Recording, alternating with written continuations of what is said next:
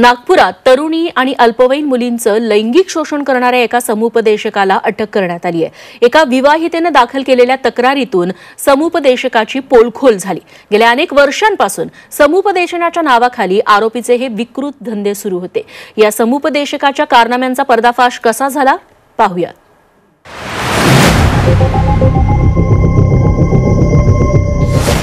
नागपुरात समुपदेशकच झाला हैवान।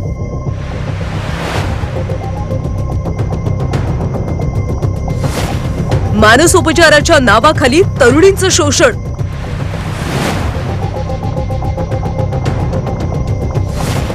आरोपीच्या हार्डडिस्क मधून विकृत कारनामे समोर। नागपुरात एका मानसोपचार तज्ञाला लैंगिक शोषणाच्या आरोपाखाली अटक करण्यात आली।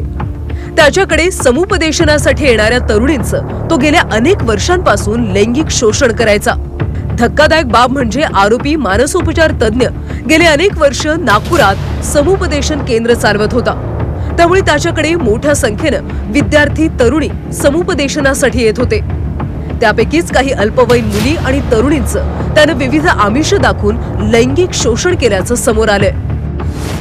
समुपदेशकाने एका तरुणीला 10 वर्षांपूर्वीचे तिचे फोटो पाठवून ब्लॅकमेल करणं सुरू केलं। ब्लॅकमेलिंगला कंटाळलेल्या तरुणीनं पोलिसात तक्रार केली। पोलिसांच्या तपासात मानसोपचार तज्ञाच्या कुकृत्याचा भांडाफोड झाला।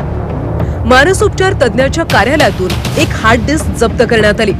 समुपदेशकानं आजवर अनेक तरुणी आणि अल्पवयीन मुलींचं लैंगिक शोषण केल्याचं त्यातून उघड झालं। मानसोपचार तज्ञाविरोधात लैंगिक छळाचे एकूण 3 गुन्हे दाखल करण्यात आले।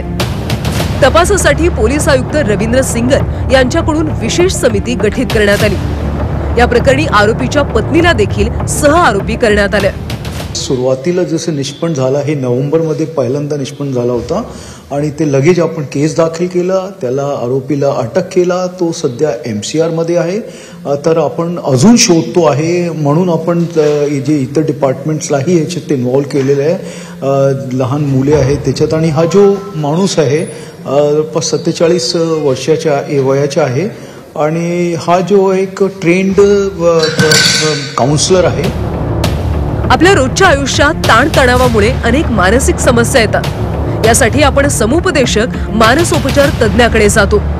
मात्र नागपुरातल्या या समुपदेशकानं आपल्याकडे येणाऱ्या तरुणींचं लैंगिक सोबतच मानसिक शोषण देखील केलंय। आता या हैवानाला अटक केली असून कठोर शिक्षा व्हावी हीच अपेक्षा। अमर काणे, झी 24 तास, नागपूर।